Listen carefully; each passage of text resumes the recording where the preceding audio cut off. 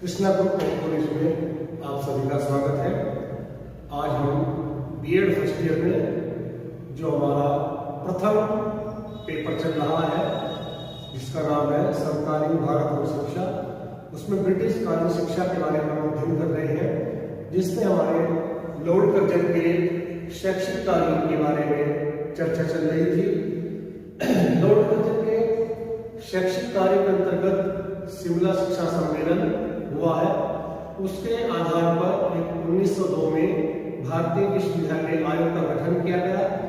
और उस भारतीय विश्वविद्यालय आयोग ने अपने कौन कौन से सुझाव दिए हैं। पहले विश्वविद्यालयों के बारे में सुझाव दिए उसने, अब इसके बाद में महाविद्यालयों के प्रबंध संबंधी सुझाव, महाविद्यालयों की शिक्षा संबंधी सुझाव पढ़ेंगे। चलिए स्टूडेंट्स, जो डिग्री कॉलेज जितने भी आपके बंबई, कलकत्ता, मद्रास, लखनऊ और उसके आसपास के जितने भी महाविद्यालय खुले हुए थे, डिग्री कॉलेज खुले हुए थे, उन सबके प्रबंधन समिति के बारे में या उनके प्रशासन के बारे में, उनके संगठन के बारे में कुछ चर्चा करते हैं। पहला सुझाव उन्होंने दिया है कि प्रत्येक महाविद्यालय के प्रबंध के लिए एक सुसंगठित प्रबंध कार्य समिति का गठन किया जाना चाहिए। एक प्रबंध कार्य समिति जिसमें एक आपका सेक्रेटरी होता है, जिसमें एक आपका चेयरमैन होता है, कोषाध्यक्ष होता है और बहुत सारे मेंबर होते हैं उसमें। तो एक ये गठित की जानी चाहिए, क्योंकि डिग्री कॉलेज खोलना है तो कोई छोटा मोटा स्कूल या विद्यालय तो खोल ही नहीं रहे हम, महाविद्यालय बड़ा डिग्री कॉलेज खोल रहे हैं, तो उसी के हिसाब से प्रबंधन समिति हमें गठित की जानी चाहिए। दूसरा ये होता है कि महाविद्यालयों में लिए जाने वाले शिक्षण शुल्क का निश्चय जो है, जितना शिक्षण शुल्क लेना है वो एक जो सिंडिकेट को आप उसको गठित करेंगे, तो सिंडिकेट को महाविद्यालयों की परिस्थिति अनुसार निर्धारित करना चाहिए। सिंडिकेट की जिम्मेदारी है कि वो शुल्क जो है, फीस जो है, शिक्षण शुल्क जो है वो निर्धारित करेगा, लेकिन महाविद्यालयों की परिस्थितियों के अनुसार करेगा। महाविद्यालयों की परिस्थिति किस समाज में है, कैसे क्षेत्र में है, अति पिछड़े क्षेत्र में, पिछड़े क्षेत्र में, संपन्न क्षेत्र में, तो उसके अनुसार वो ट्यूशन फीस के बारे में निर्धारण उसको करना चाहिए। तीसरा इन्होंने दिया है कि प्रत्येक महाविद्यालय में पर्याप्त भवन होने चाहिए, प्राध्यापक है, पुस्तकालय है, खेल का मैदान है, लेबोरेटरी है, प्रयोगशाला जिसको हम बोलते हैं, तो इन सब का उचित प्रबंध वहां पर होना चाहिए। यानी कि डिग्री कॉलेज खोलने के लिए जिन मानकों की जरूरत होती है, मानकों के लिए पहले लैंड चाहिए, भूमि चाहिए, उस भूमि पर निर्धारित स्थानों पर क्लासरूम होते हैं, स्टाफ रूम होते हैं, प्रिंसिपल रूम होते हैं, है ना, एक ऑडिटोरियम होता है, एक सभागार जिसको बोलते हैं वो होता है, खेल का मैदान होता है, लाइब्रेरी होती है, लेबोरेटरी होती है, उचित लड़कियों के लिए, लड़कों के लिए टॉयलेट प्रबंध होता है उसमें, और उचित लाइट की व्यवस्था होती है, पानी का प्रबंध उसमें उचित रूप से होना चाहिए। तो ये तो थोड़ा सा इंफ्रास्ट्रक्चर के बारे में। दूसरा, वहां पर जो टीचर्स आप रखेंगे, प्रोफेसर्स आप रखेंगे, वो प्राध्यापक क्वालिफाइड होने चाहिए, एक्सपीरियंस होल्डर होने चाहिए, जो उनकी क्वालिफिकेशन होती है उससे कोई समझौता उसमें नहीं होना चाहिए। तो इस प्रकार का एक प्रबंध वहां पर अगर किया जाएगा तो एक शिक्षा की उचित व्यवस्था वो मानी जाएगी और शिक्षा का स्तर जो है वो उसका मेंटेन, एक क्वालिटी जो है उसकी मेंटेन वो बनी रहेगी। तो ये इन्होंने इसके प्रबंधन के बारे में थोड़ी सी जानकारी दी है। अब महाविद्यालयों में पाठ्यक्रम जो चलेगा, शिक्षण कार्य जो चलेगा, उसके बारे में इन्होंने कौन कौन से सुझाव दिए हैं, अब इस पर चर्चा करते हैं। इन्होंने कहा है कि जब महाविद्यालयों को हम खोलने की बात करते हैं तो उसको हम एक एफिलिएशन भी लेते हैं, सबसे पहले मान्यता लेते हैं कि किस विश्वविद्यालय से या किस यूनिवर्सिटी से एफिलिएशन इसको लेनी है। तो वो एफिलिएशन के जो नियम है वो कठोर होने चाहिए। ये नहीं है कि थोड़े से मानकों को पूरा कर रहा है और फाइल अपनी पास करवा ली, वहां पर रिश्वत दे करके अपनी जान पहचान में अपनी फाइल जो है वो पास करवा दी, तो इस तरह से जो है महाविद्यालय तक खुल जाएगा, लेकिन शिक्षा का जो स्तर है उस क्षेत्र में जो है शिक्षा बखूबी नहीं चल पाएगी, उसका स्तर जो है वो ठीक ठाक से नहीं चल पाएगा। तो इस प्रकार से मान्यता देने के जो नियम है उन्हीं को ही कठोर कर देना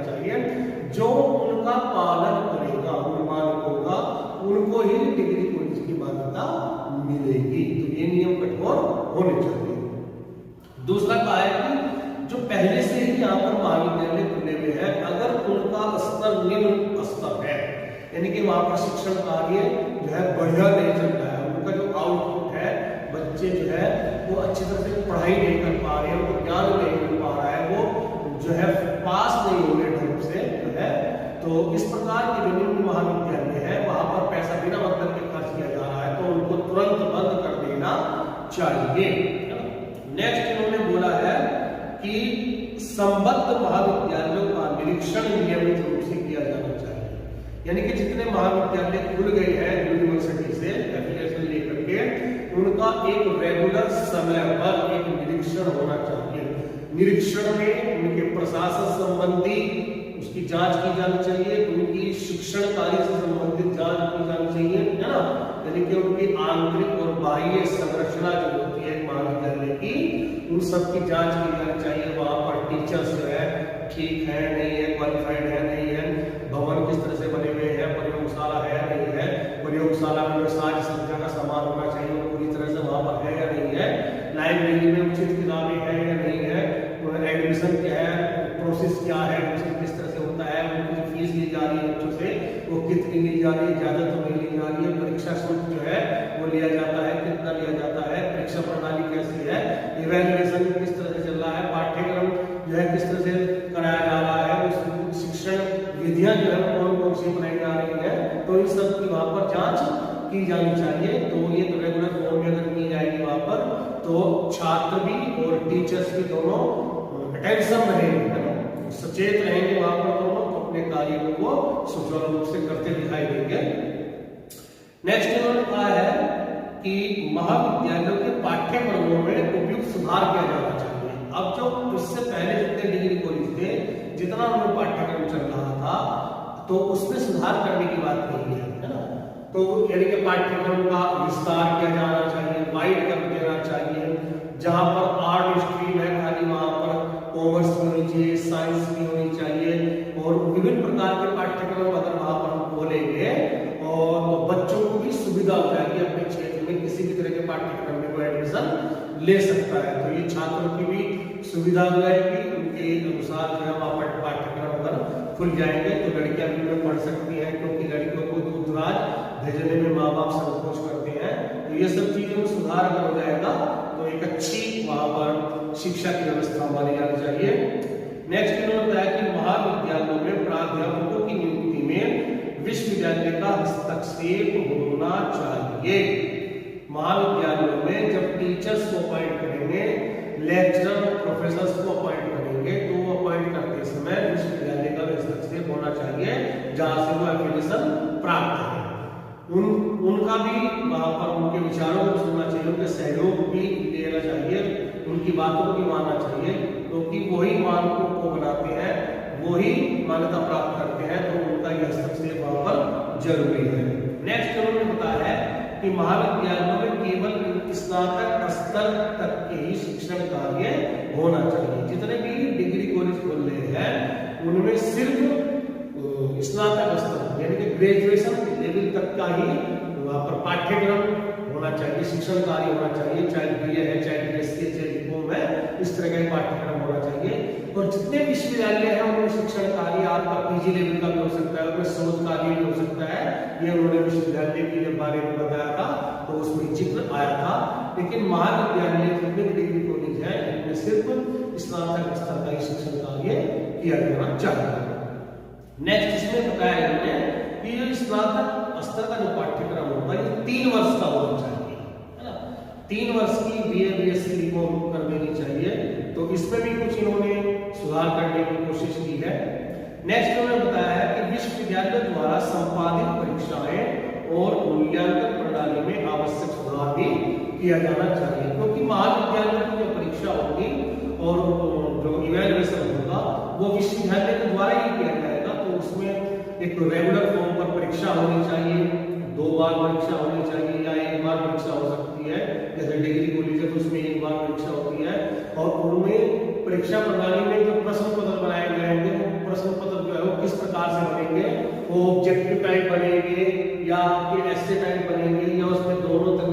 दोनों तरह के क्वेश्चन मिक्सअप किए जाएंगे, तो दोनों तरह के अगर उसमें क्वेश्चन मिक्सअप किए जाएंगे तो एक अच्छा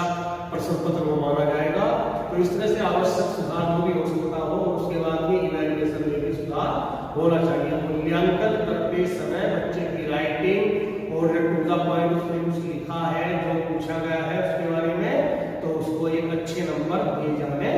चाहिए। तो 2 पॉइंट्स या 2 आपके सुझाव जो है ये महाविद्यालयों से संबंधित थे, उनकी प्रबंधकारिणी समिति से संबंधित और वहां पर जो शिक्षा चल रही है चलेगी उससे संबंधित, इसी में सब कुछ आ जाता है। अब हम इनके आधार पर जो लोग इसके बारे में सुझाव दिए हैं, भारतीय विश्वविद्यालय आयोग 1902 का मूल्यांकन करते हैं, यानी कि इन्हीं में से जो है हम कुछ गुण छांटेंगे, कुछ उसमें से दोष छांटेंगे, मेरिट छांटेंगे, डीमेरिट छांटेंगे, अच्छाइयां छांटेंगे, उसमें से दोष छांटेंगे, उसमें से या बुराइयां क्या हो सकती है उसमें से, ये छांटने की हम कोशिश करेंगे। सबसे पहला इन्होंने मेरिट्स पर विचार किया है, गुणों पर। जैसे बताया है कि सीनेट के सदस्यों की संख्या सीमित करना और उनके कार्यकाल को 5 वर्ष तक सीमित करना जो है ये एक अच्छी बात है, और उनमें जो शिक्षाविद है, जो महाविद्यालय के प्रोफेसर हैं, डिग्री कॉलेज के प्रोफेसर जो है और शिक्षाविद जो है उनको उचित प्रतिनिधित्व दिया जाना चाहिए मतलब सीनेट में। तो ये एक अच्छी बात बताई है, क्योंकि सीनेट जो है वो आंतरिक प्रशासन देखती है, तो आंतरिक प्रशासन में शिक्षा से संबंधित शिक्षाविद अपने विचार रखेंगे और प्राध्यापक अपने विचार रखेंगे। अगर उनके विचारों को सुना जाएगा तो वो अच्छे परिणाम दे सकते हैं। दूसरा ये होता है कि विश्वविद्यालयों व महाविद्यालयों को साधन संपन्न बनाना। साधन संपन्न का मतलब वही अभी बात जो हुई थी कि भवन का निर्माण अच्छी तरह से होना चाहिए, प्रयोगशाला में जो है इक्विपमेंट्स जो होते हैं, साथ सज्जा के समान उपकरण जो है वो होने चाहिए, जो आपकी लाइब्रेरी है उचित किताबें वहां पर होनी चाहिए, तो वो सारा सामान होना चाहिए। और उनमें टीचर्स की जो नियुक्ति की बात कही है वहां पर क्वालिफाइड एक्सपीरियंस होल्डर, वो भी एक अच्छी बात उन्होंने बताई है कि जिस विद्यालय महाविद्यालय में एक्सपीरियंस होल्डर टीचर होंगे वहां पर तो शिक्षण कार्य अच्छी तरह से चलेगा ही। तीसरा इन्होंने बताया है इसमें कि विश्वविद्यालयों में शिक्षण कार्य और शोध कार्य की व्यवस्था करने का जो सुझाव दिया है वो भी अच्छी बात है, क्योंकि जो विश्वविद्यालय है उनमें शिक्षण कार्य नहीं हो रहा था, उनमें सिर्फ एफिलिएशन का कार्य होता था, तो उनमें शिक्षण कार्य भी होना चाहिए और पीजी यानी कि पोस्ट ग्रेजुएशन तक की शिक्षा भी होनी चाहिए वहां पर, और उसके साथ साथ शिक्षण और शोध कार्य भी होना चाहिए, रिसर्च वर्क भी वहां पर होना जरूरी है। नेक्स्ट उन्होंने बताया कि महाविद्यालयों और विश्वविद्यालयों के पाठ्यक्रमों में सुधार की बात कही है, परीक्षा प्रणाली और मूल्यांकन विधियों में भी सुधार की बात कही है, तो ये भी एक अच्छी बात मानी जानी चाहिए इसकी, क्योंकि अगर परीक्षा प्रणाली में सुधार नहीं करेंगे तो इवैल्यूएशन भी सही ढंग से नहीं हो पाएगा, और जब ये दोनों चीजों में सुधार नहीं होगा तो बच्चे का जो आउटपुट है वो सही ढंग से नहीं हो पाएगा, है ना। तो पाठ्यक्रम में भी सुधार करने की बात की है, तो ये भी एक अच्छी बात इसकी मानी जानी चाहिए, क्योंकि पाठ्यक्रम में सुधार नहीं होगा तो बच्चों के जो उनको चाहिए, एक जो चीज चाहिए वो उनको नहीं मिल पा रही है वहां पर। अगर वो साइंस का बच्चा है, साइंस की वहां पर व्यवस्था नहीं है, तो उसको बहुत दूर दराज के क्षेत्रों में जाना पड़ेगा, दूसरी जगह जाना पड़ेगा साइंस की टीचिंग करने को, शिक्षण कार्य करने के लिए अपना, तो उसके लिए भी उसको दिक्कत परेशानी आएगी वहां पर। नेक्स्ट इसमें आता है डीमेरिट्स क्या हो सकती है इसमें, यानी कि उसमें दोष भी पाए गए हैं, तो दोष कौन कौन से हो सकते हैं। पहला दोष इन्होंने बताया है कि विश्वविद्यालयों के आंतरिक मामलों में सरकारी हस्तक्षेप जो कहा गया है इन्होंने वो गलत है। विश्वविद्यालय में जो आंतरिक मामले होते हैं, जो आपकी सीनेट होती है वो आंतरिक मामले देखती है, उनमें जो सरकार का हस्तक्षेप होना चाहिए, यानी कि जो रेगुलर फॉर्म में निरीक्षण करने की बात आई है वहां पर, तो उसको वैसा तो अच्छी बात होनी चाहिए, लेकिन सरकारी हस्तक्षेप यानी कि उसमें टीचर्स जो प्रोफेसर उनकी नियुक्ति का, उनके पाठ्यक्रम का वहां पर उपयुक्त उसकी व्यवस्था करना सरकार की बात है ये, तो सरकारी हस्तक्षेप इन्होंने उसको माना है, तो डीमेरिट में उनको गिन सकते हैं। दूसरा इन्होंने बताया कि महाविद्यालयों की संबद्धता के कठोर नियम होने चाहिए। जितने डिग्री कॉलेज अगर खुलेंगे, अगर उनके कठोर नियम नहीं होंगे तो हो सकता है वो उनके मानक पूरे नहीं कर पाएंगे, तो जगह जगह तो पॉलिसी हो जाएंगी, लेकिन इन्होंने इसको बुराई में माना है, अवगुण में माना है, डीमेरिट में माना है कि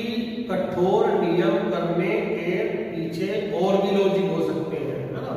कठोर नियम का बहाना नहीं करके मान्यता ना दे या रिश्वतखोरी करे, पक्षपात करे, भेदभाव करे, वहां पर जो व्यक्तिगत प्रयास से बोलना चाहते हैं उनको वो मान्यता ना दे, जो सरकार बोलना चाहती है उनको मान्यता दे दे, तो इस प्रकार से उन्होंने इसको अवगुण में गिना है। चलिए, इस आयोग का इन आधारों पर हम क्या निष्कर्ष निकाल सकते हैं? निष्कर्ष हम यही निकाल सकते हैं कि इस आयोग का जगह जगह तो हुआ विरोध और समय समय पर स्थान स्थान पर नारे हुए, प्रदर्शन हुए, लेकिन लॉर्ड कर्जन ने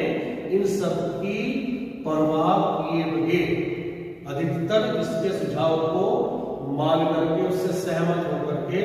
उन सुझाव को भारतीय विश्वविद्यालय अधिनियम जो 1904 के रूप में पारित हुआ है, तो वह ज्यादातर सुझाव उसमें पारित करना होगा। अब वो 1904 का जो भारतीय विश्वविद्यालय अधिनियम है वो क्या है, उसको हम देखने की कोशिश करेंगे। भारतीय विश्वविद्यालय अधिनियम 1904, भारतीय विश्वविद्यालय अधिनियम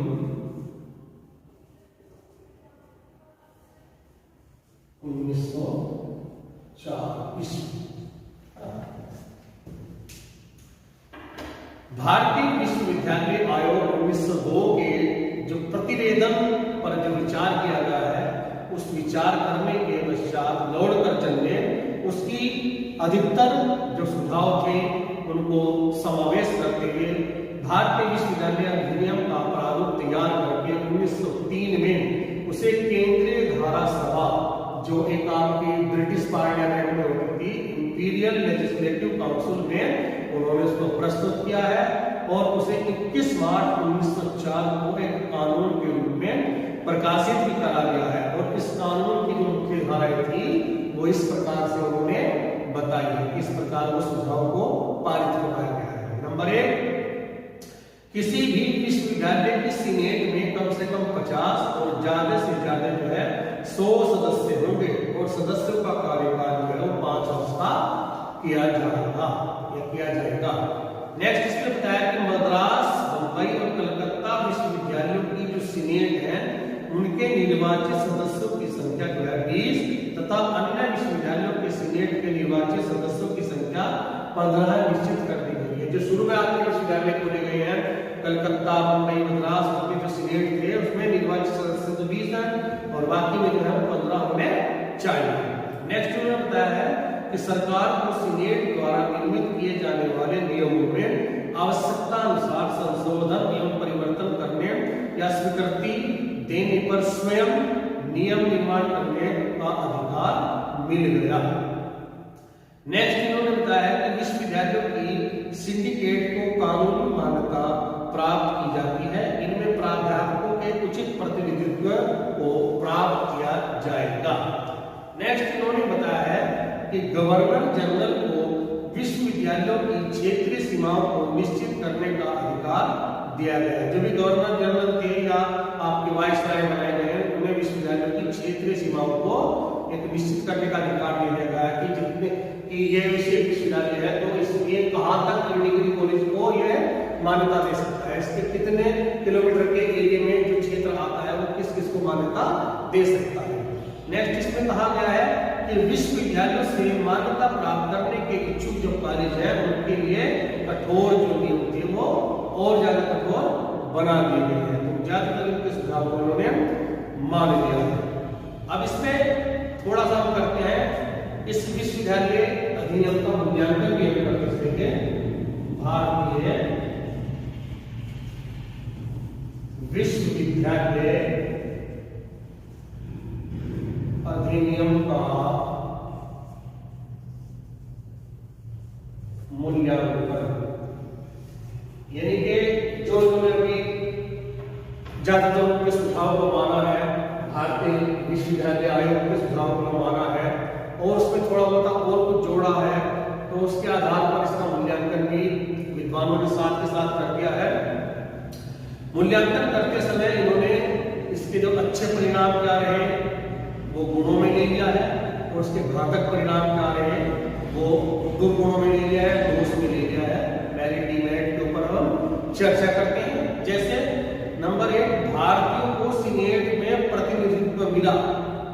शिक्षाविदों प्राध्यापकों को भी प्रतिनिधित्व मिला। जो आपकी सीनेट की बात हो रही थी उसमें भारतीयों को भी जगह मिल गई है, और उसमें जो प्राध्यापक थे और जो शिक्षाविद थे उसको भी प्रतिनिधित्व दिया गया है। तो एक अच्छी बात इसकी है। दूसरा इन्होंने कहा है कि विश्वविद्यालयों का जो प्रशासन था उसमें आवश्यक सुधार करने की बात की है, यानी कि सुधार वहां पर शुरू हो गया है। तीसरा क्या कहा है, कुछ विश्वविद्यालयों में शिक्षण कार्य भी प्रारंभ हो चुका था। नेक्स्ट इन्होंने बताया कि महाविद्यालयों को संबद्धता प्रदान करने में नियमों का कड़ाई से पालन होने लगा, और इससे शिक्षा का जो स्तर जो है वो ऊंचा होता है, क्योंकि मानक पूरे होने लगे, टीचर्स क्वालिफाइड आने लगे, भवन निर्माण जो है अच्छा बन गया, प्रयोगशालाएं अच्छी आ गई, लाइब्रेरी अच्छी बन गई, वहां पर जो है टीचर्स भी अच्छे आ गए वहां पर, है ना। तो सब चीज वहां पर ठीक ठाक हो गई है। नेक्स्ट इन्होंने बताया कि संबद्ध कॉलेजों का नियमित रूप से निरीक्षण होने लगा है, और एक्शन यानी कि जो निम्न स्तर के महाविद्यालय थे उनको स्वतः ही बंद होना पड़ गया, या बंद हो गए। जब निरीक्षण किया गया, निरीक्षण में उनकी रिपोर्ट जो है वो सही नहीं पाई गई है, वहां पर टीचर्स जो है क्वालिफाइड नहीं है, पाठ्यक्रम जो है दोष युक्त है वहां पर, तो सब चीजें देखते हुए वहां पर उनको बंद कर देना पड़ा है। फिर इसके बाद हम देखेंगे इसके घातक परिणाम क्या रहे हैं, हार्मफुल रिजल्ट इसके लिए क्या रहा है। नंबर 1,